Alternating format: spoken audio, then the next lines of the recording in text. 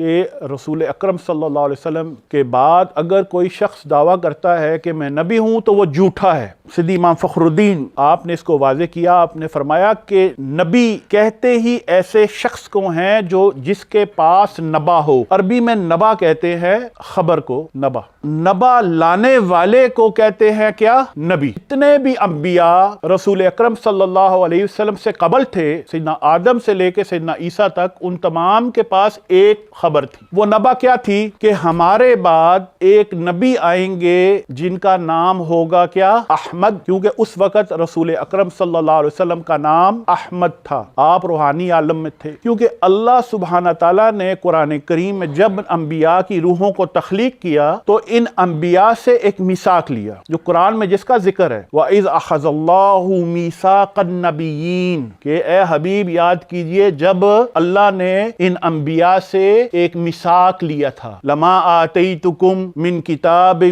وَحِکْمَةٍ ثُمَّ جَاءَكُمْ رَسُولٌ مُصَدِّقٌ لِمَا مَعَكُمْ، کہ بھئی جو تمہیں میں نے عطا کیا ہے کتاب میں سے اور حکمت میں سے، پھر تمہارے پاس ایک نبی آئیں گے اور جو تصدیق کریں گے جو تمہارے پاس ہے، لَتُؤْمِنُنَّ بِهِ وَلَتَنْصُرُنَّ، تم نے لازمی ان پر ایمان لانا ہے اور ان کی مدد کرنی ہے۔ قَالَ أَأَقْرَرْتُمْ وَأَخَذْتُمْ عَلَى ذَلِكُمْ إِصْرِي، پوچھا میری ذمہ داری جو میں ڈال رہا ہوں اٹھاتے ہو؟ قَالُوا أَقْرَرْنَا، انہوں نے جواب دیا بالکل ہم اقرار کرتے ہیں۔ قال فاشهدوا وانا معكم من الشاہدین، تو اللہ نے فرمایا تو پھر گواہ ہو جاؤ اور میں بھی تمہارے ساتھ گواہوں میں سے ہوں۔ سو انبیاء پر یہ لازم کر دیا گیا، ان کو پابند کر دیا گیا کہ بھئی تمہارے بعد جو نبی آنے والے ہیں ان کی خبر تم نے اپنی قوم تک پہنچانی ہے۔ سو ہر نبی جو آیا اس نے آ کر اپنی قوم کو یہی بتایا کہ میرے بعد ایک نبی آئیں گے، ان کا نام ہوگا احمد صلی اللہ علیہ وسلم۔ کسی اور نبی کے بارے میں انہوں نے بشارت نہیں دی، ٹھیک ہے جی۔ اور اسی آیت کا ذکر سورہ صف میں بھی آتا ہے، وَإِذْ قَالَ عِيسَىٰ ابْنُ مَرْيَمَ يَا بَنِي إِسْرَائِيلَ إِنِّي رَسُولُ اللَّهِ إِلَيْكُمْ مُصَدِّقًا لِمَا بَيْنَ يَدَيَّ مِنَ التَّوْرَاةِ وَمُبَشِّرًا بِرَسُولٍ يَأْتِي مِن بَعْدِي اسْمُهُ احمد، کہ جب عیسیٰ ابن مریم نے کہا اے بنی اسرائیل میں تمہاری طرف بھیجا گیا ہوں رسول کے طور پہ تصدیق کرنے کے لیے اس کتاب کی، تورات کی جو تمہارے پاس ہے، اور تمہیں بشارت دینے کی ان رسول کے حوالے سے جو میرے بعد آنے والے ہیں، اور ان کا نام کیا ہے؟ احمد صلی اللہ علیہ وسلم۔ اور پھر جب قرآن کریم اور آپ صلی اللہ علیہ وسلم تشریف لے آئے تو پھر نبأ العظیم خود آ چکی ہے۔ اما یتساءلون عن النبأ العظیم وهم فیہ مختلفون، اختلاف سارا کس کے بارے میں رہا؟ نبأ العظیم کے بارے میں، آپ صلی اللہ علیہ وسلم کے بارے میں، ہمیشہ سے، ازل سے ایک ہی رول ہے۔ تو آپ صلی اللہ علیہ وسلم وہ نبأ العظیم ہیں، وہ عظیم خبر ہیں جن کے بارے میں ہر نبی نے آ کر بشارت دی۔ اور جب آپ صلی اللہ علیہ وسلم تشریف لے آئے ہیں تو سیدنا امام فخر الدین فرماتے ہیں پر اب نبی کا کیا کام؟ اب جس خبر کے بارے میں نبی بھیجے جا رہے تھے، اب وہ خبر، وہ نبا خود آ چکی ہے، تو پھر اب کیا مقصد نبی کا؟ اگر کوئی نبی کا دعویٰ کرتا ہے تو اس سے یہ پوچھنا چاہیے، تو نبی کے پاس تو نبا ہوتی ہے، تو آپ کے پاس کون سی خبر ہے؟ اور اسی طرح قرآن میں آپ سب جانتے ہیں، ما کان محمد ابا احد من رجالکم ولکن رسول اللہ وخاتم النبیین وکان اللہ بِكُلِّ شَيْءٍ عَلِيمًا۔ یہ کیوں آخری آیا وَكَانَ اللَّهُ بِكُلِّ شَيْءٍ عَلِيمًا؟ اللہ کہتا ہے میں ہر چیز کا علم رکھتا، یعنی کہ اگر اس کے بعد میں نے نبی بھیجنا ہوتا نا تو میں اس کا بھی علم رکھتا۔ خاتم النبیین، اب اس پر بڑی بحث ہوتی ہے، ان کا جی یہ خاتم کا معنی اصل مہر ہے، اور مہر کا مطلب یہ ہے کہ جناب جس پر انہوں نے مہر لگا دی تو اس کو نبوت، مہر معنی اصیل، جب کسی چیز کو مکمل کر دیا جاتا ہے تو اس پر مہر لگا دی جاتی، سمپل از دیٹ۔ اس وقت بھی یہی اصول تھا، آج بھی یہی دستور ہے۔ جب ہم کہتے ہیں نا سم تھنگ از سیلڈ، اب اس کو کھولا نہیں جا سکتا، اب اس کے بعد نبوت کا کوئی تصور نہیں کیا جا سکتا۔ یہ تو ہوگی قرآن، حدیث پر آ جائے تو آپ صلی اللہ علیہ وسلم نے فرمایا کہ میرے بعد 30 کذاب آئیں گے، کتنے؟ 30 جھوٹے نبوت کا دعویٰ کرنے والے 30۔ اور پھر آپ کیا فرماتے ہیں؟ آپ فرماتے ہیں انا خاتم النبیین لا نبی بعدی۔ بھئی اس میں بھی کوئی شک و شبہ ہے آپ کو کہ میں ہی خاتم النبیین ہوں اور میرے میرے بعد کوئی نبی نہیں ہے، اینڈ آف سٹوری۔ یہ ایک روایت نہیں ہے۔ وَلَوْ كَانَ بَعْدِي نَبِيٌّ لَكَانَ عمر بن الخطاب، اگر میرے بعد کوئی نبی ہوتا تو وہ کون ہوتا؟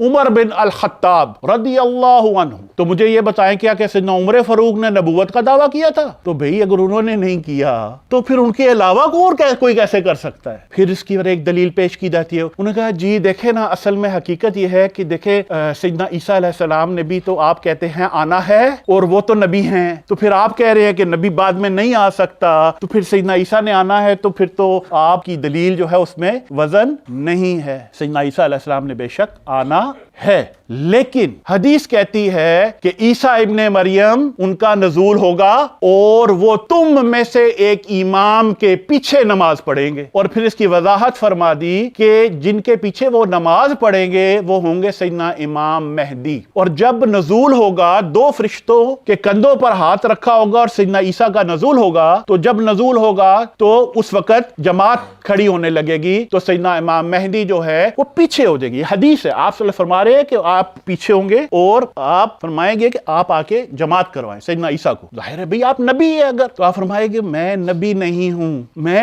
امتی کے طور پہ آیا ہوں، آپ امام ہیں، آپ خلیفہ ہیں امت مسلمہ کے، تو میں تو آپ کے پیچھے نماز پڑھوں گا۔ تو پھر سیدنا عیسیٰ علیہ السلام پیچھے جماعت میں امتی کے طور پہ نماز، کیونکہ امتی اور نبی دونوں تضاد ہیں، نبی ان کے امتی ہوتے ہیں اور جو امتی ہے وہ نبی نہیں ہو سکتا۔ تو جب سیدنا عیسیٰ علیہ السلام کا دوبارہ نزول ہوگا تو وہ امتی کے طور پہ ہوگا، نہ کہ نبی کے طور پہ۔ باقی جتنے انبیاء ہیں وہ کسی نہ کسی گروہ کے لیے، کسی شہر کے لیے، کسی قبیلے کے لیے بھیجے گئے ہیں، تمام انبیاء ما سوائے رسول کریم صلی اللہ علیہ وسلم کے۔ قل، اے حبیب آپ فرما دیجئے، کیا فرمائیے؟ یا ایھا الناس، اے لوگو، انی رسول اللہ الیکم جمیعا، میں تم سب کے لیے رسول ہوں، یعنی کہ جتنی پرانی پچھلی نبوتیں ہیں وہ ختم ہو چکی۔ اب اگر کوئی نبی آئے گا بھی تو وہ نبی نہیں ہوگا، وہ امتی کے طور پہ آئے گا۔ جیسے آپ صلی اللہ علیہ وسلم نے اس کی مثال دی، سیدنا موسیٰ کا یا بنی اسرائیل کا ذکر ہو رہا تھا، تو آپ صلی اللہ علیہ وسلم نے فرمایا لو کان موسیٰ حیا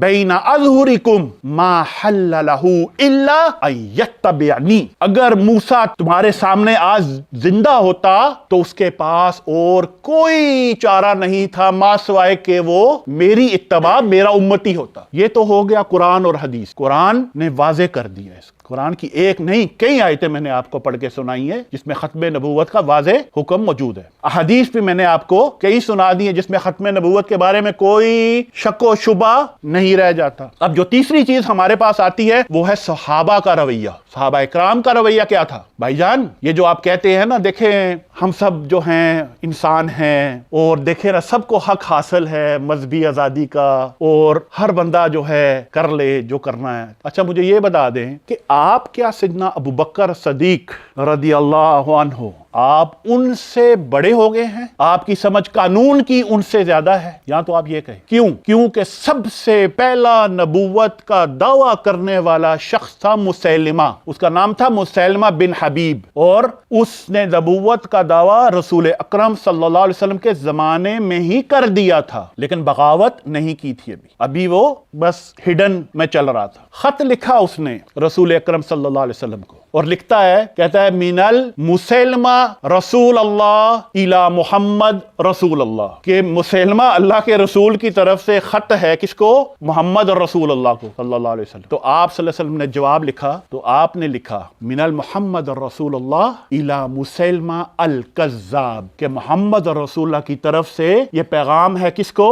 مسیلمہ الکذاب کو، جھوٹے کو۔ آپ صلی اللہ علیہ وسلم کا وصال ہوا، اور اس کے بعد سیدنا ابو بکر صدیق رضی اللہ عنہ آپ کو خلافت عطا ہوئی، خلیفۃ الرسول اللہ، آپ کا لقب تھا خلیفۃ الرسول، اللہ کے رسول کے خلیفہ۔ اور آپ کا دور سخت فتنوں کا دور تھا، اسلام اس وقت ہر طرف سے گھرا ہوا تھا، اس وقت عقل تو یہ کہتی تھی کہ مفاہمت کا کام کرو، لیکن آپ نے مسیلمہ الکذاب سے اعلان جنگ کیا۔ پتہ ہے کتنی فوج تھی اس کی اس وقت؟ 70,000۔ تو وہاں پر بھی سوال اٹھ سکتا تھا، جی دیکھیں نا مذہبی آزادی ہونی چاہیے، ہر بندے کو اپنا جناب مسجد بنا کے، تو بڑا معصومانہ سا ہے، انسانی حقوقوں کی بات ہو رہی ہے۔ مجھے یہ بتا دیں، انسانی حقوق کی بھی آپ بات کرتے ہیں تو وہ جو خالق खालिक है, वो जो मालिक है, क्या उससे ज्यादा आप इंसानी हकूक को समझते हैं? भी जिसने हमें तख्लीक किया है, आप जो है कहते हैं कि हम असल में इंसानी हकूक के अलमबरदार हैं, यानी कि अल्लाह को इंसानी हकूक का बाज़ अल्लाह कोई नहीं पता। आप कहते हैं आइन पहले है और इस्लाम बाद में है, यानी कि जो इस्लाम है वो आइन से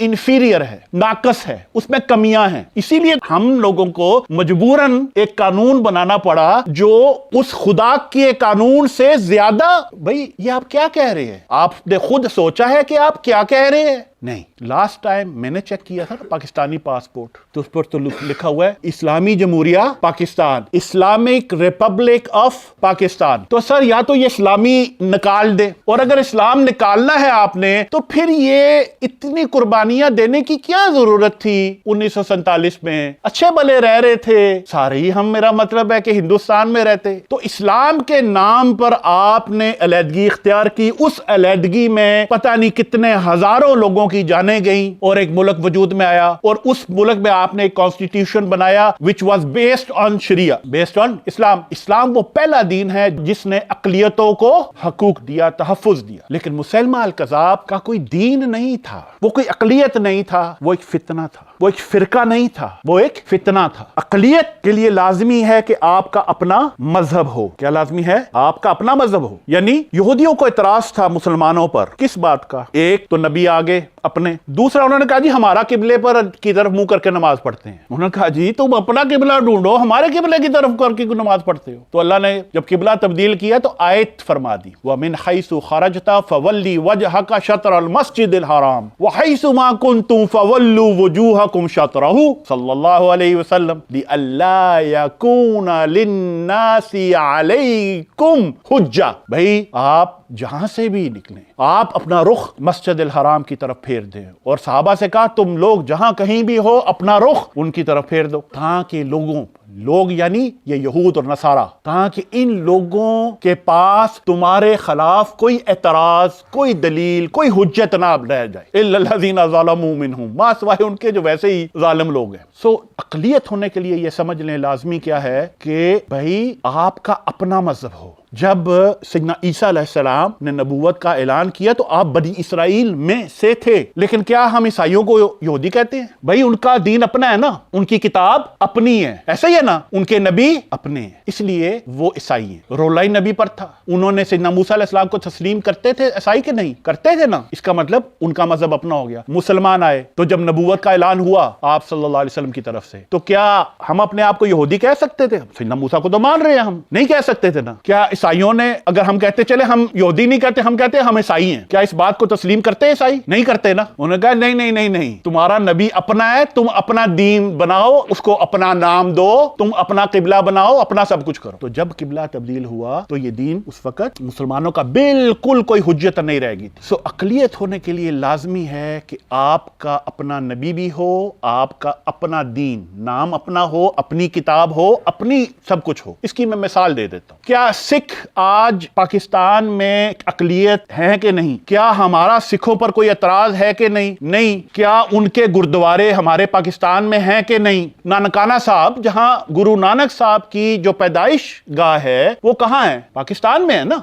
सिखों का क्या अकीदा है? क्या वो दो खुदाओं को मानते हैं? नहीं। तो ला इलाहा इल्लल्लाह तो वो मानते हैं, कहते हैं, लेकिन उनके नबी, उनके गुरु, उनके कर्ता धर्ता कौन है? गुरु नानक, ऐसा ही है ना। सो उन्होंने, और उनकी जो किताब है वो अपनी है। समझ आ गई? ये होती है अकलियत। लेकिन अगर आप कहते हैं नहीं हम अपने आप को मुसलमान भी कहेंगे, हम किताब भी उसी को मानेंगे, सब कुछ वही करेंगे, लेकिन नबी हमारा अपना है, तो ये तो फिर सर फितना है, कॉपीराइट वायलेशन है खुलम खुली। आप कभी भी एप्पल, मैं अब फैक्ट्री लगा लेता हूं टेलीफोनों की, मैं सोचता हूं अच्छा यार ये एप्पल का नाम बड़ा बिकता है, मैं उस पर जनाब वो सेबों की मोहरें लगा के एप्पल की, उनका जी बेचना शुरू कर दो, तो क्या एप्पल वालों को इतराज होगा? होगा ना। तो सर यही बात है, एप्पल हो गया گیا, کوکا کولا ہو گیا, اس کی مثالیں آپ کی کو نظر آتی, ٹھیک ہے. سو جب مسیلمہ الکذاب نے دعویٰ کیا نبوت کا تو ڈیفینیٹلی مسلمانوں کا اعتراض بنا, اور یقین جانیں 70,000 کی فوج کے خلاف 13,000 کی نفری تھی ہمارے پاس, وہ بھی کٹھی کی مشکل سے, اس سے زیادہ ہم کوئی نہیں تھے. اس نے جتنے بھی قبائل تھے ان کو اپنے ساتھ ملا لیا تھا. اب 70,000 ہے اور ہم جناب 10,000 ہیں. اب عقل تو یہ کہتی ہے کہ یار فی الحال جڑا ہے نا تھوڑا گزارا کرو ورنہ مار پڑے گی, لیکن سیدنا ابوبکر صدیق نے ایسا نہیں کیا. آپ نے سیدنا خالد بن ولید رضی اللہ عنہ آپ کو بھیجا, نے کہا جاؤ, اب مسئلہ ہو گیا آگے 70,000 کی فوج ہے. نعرہ کیا ان کا, کیا نعرہ لگاتے ہیں وہ, اللہ اکبر. صحابہ نے کہا سیدنا خالد بن ولید کو, حضرت آگے سے بھی اللہ اکبر ہو رہی ہے, ہمیں تو سمجھ ہی نہیں آ رہی کہ بھی ہمارا دشمن کیڑا ہے اور سنگی کیڑا ہے, تو کیا کریں. تو آپ نے فرمایا آج ہمارا شعار, ہمارا نعرہ ہے یا محمد. آگے سے ہوتی تھی اللہ اکبر اور مسلمانوں کی طرف سے نعرہ ہوتا تھا یا محمد. یہ کہتے ہیں یا رسول اللہ یا محمد کہنا. خدا کے بندو یہ تو اس وقت نعرہ تھا ہمارا. اور پھر جنگ ہوئی اور بہت سخت نقصان ہوا مسلمانوں کا, اتنے حفاظ شہید ہوئے, اتنے صحابہ کرام شہید ہوئے, لیکن پھر اللہ کے فضل سے, اللہ کی نصرت سے فتح دی مسلمانوں کو. سر اگر تو نبی آپ صلی اللہ علیہ وسلم کے بعد نبی ہونا اسلام میں قبول ہوتا تو یقیناً سیدنا ابوبکر صدیق بھی فرما دیتے کہ بھئی ٹھیک ہے کوئی گل نہیں, آپ بھی کہو میں نبی ہوں اور ہمارے نہیں. سو اقلیت ہونے کے لیے لازمی ہے کہ آپ کا اپنا نبی بھی ہو, آپ کا اپنا دین, نام اپنا ہو, اپنی کتاب ہو, اپنی سب کچھ ہو. ہفتہ وار لیکچر میں شرکت کے لیے اپنے قریبی برہانیہ کے سینٹر میں تشریف لائیں. اللہ ہمیں اپنے عقائد کی اصلاح کی توفیق عطا فرمائے. آمین.